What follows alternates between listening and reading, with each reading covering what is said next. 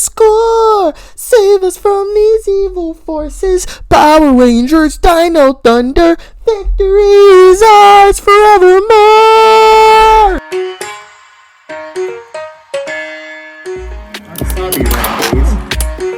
Wasabi. Welcome back to Ramses Reviews.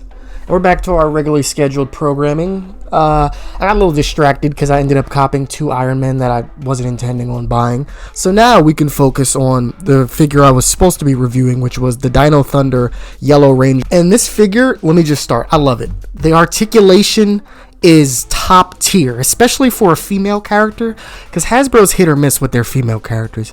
But the articulation on this figure is just chef's kiss. The paint could be a little bit better. I see some splotches by the mat. Yeah, if you look on the eye visor, there's a little bit of black bleeding through the silver there, but yeah, it's not the biggest deal.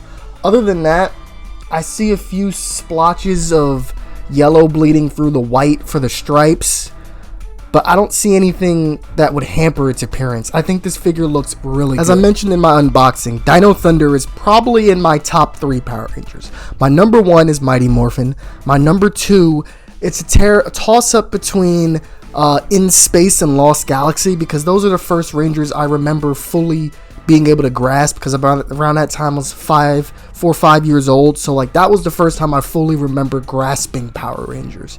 But Dino Thunder holds a special place because Tommy is my favorite Ranger, who's a lot of people's favorites. Rest in peace to the GOAT. I finally got to meet him a few years ago, and I was so happy. But still, I support anything Tommy's in. So when I saw him come back as the Black Ranger, I was praying the whole season, like, please let Tommy get a morpher, please. So yeah, Hasbro is honestly picked up. I'm not disappointed in this figure whatsoever. And that's saying a lot, because Hasbro usually finds a way to disappoint me. Whether that's with accessories, whether that's with articulation, whether that's with just cheap parts. Like, for comparison, my Marvel Legends Sue Storm Invisible Woman, that thing is so fragile and has no articulation whatsoever, compared to this Lightning Collection Power Ranger figure, which kind of feels a little flimsy in parts, but also has great articulation and great stage presence. I was told that I should go back to purple or black gloves because the blue is distracting. If you guys think the blue gloves are distracting, let me know in the comments what color you think I should rock with. But alright, so let's go over this figure's articulation. She's got a great range of motion. For me, when I take a figure out the box and the first thing I noticed are butterfly joints, that's it for me. You've got a swivel bicep, you've got a double jointed elbow, but I think this is more for show.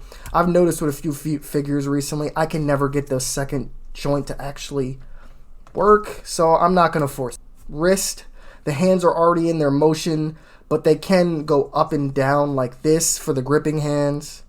They have a little hinge here. You have a 360 on the torso, 360 head. I'm not going to make the joke again because I did it a few times. You've got a good swivel at the thigh, a nice bend at the knee. Ooh, double jointed bend to get you great motion in the knee. You've got swivel side to side in the ankle, and you've got a back and front. And you've got, is there anything else? Oh, and there's a hinge in the waist for an upward, a backward, and a leaning down motion. So the articulation for this figure is great. One thing I will say that I really like about this figure is the articulation. She has some of the most insane posability I've seen on a Hasbro figure between most of the figures they make. The skirt is made of this nice thin rubber, so it doesn't get in the way of posing or giving her splits. Like, this truly is like the definition of what a female Hasbro figure should be. Whether it's Marvel Legends, whether it's Lightning Collection, their female characters all need to be molded off this sort of body type, because honestly, this is insane. Like, I did not expect to be blown away like this. What's that? You looking at these yams? Oh, these yams? These carrot yams? You're not looking at these carrot side note, they took the time to add her morpher on her wrist. Do you see that? Now, it's devoid of any detail, like separation-wise. It's all yellow, but the fact that it's there is insane. And look, they even have detailing on her gloves to show like raised, like that. What? This is like different. I'm not used to that. So even on the boots, there's raised detail on the boot. I don't know.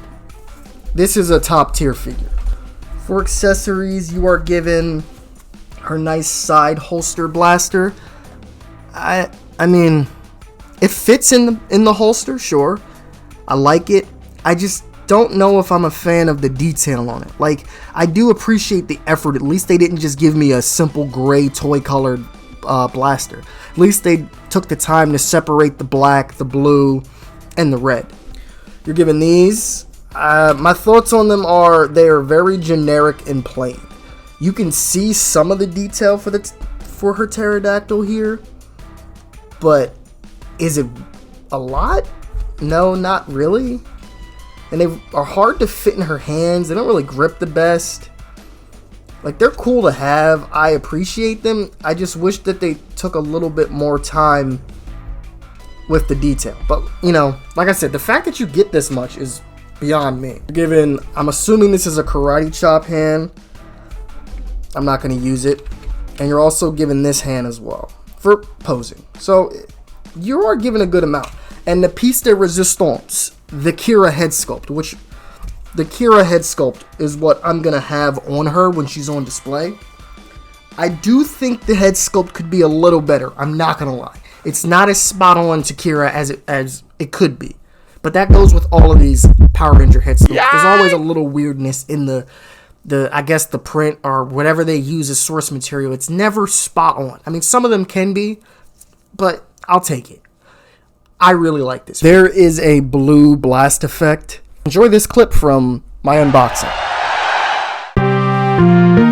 Only Hasbro could make a blast effect, and the blast effect not actually stay on the weapon it was designed for.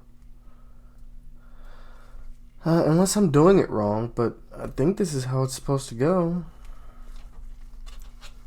Do I have to hold it up like this? It's probably still gonna fall off.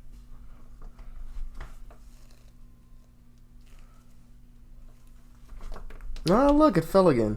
Oh. I lost it, so it's the best way I can represent it.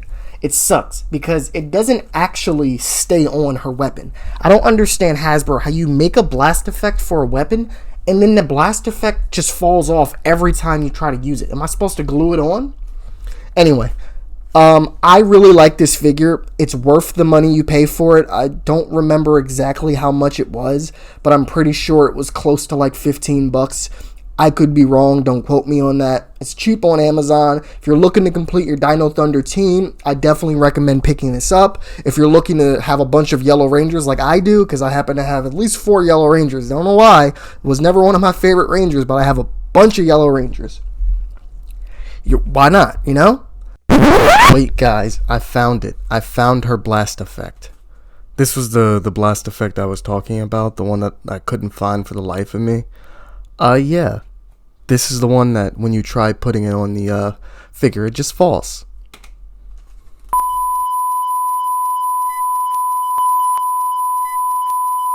You sure they're not talking about my yams? No, Kira, they're not talking about your yams.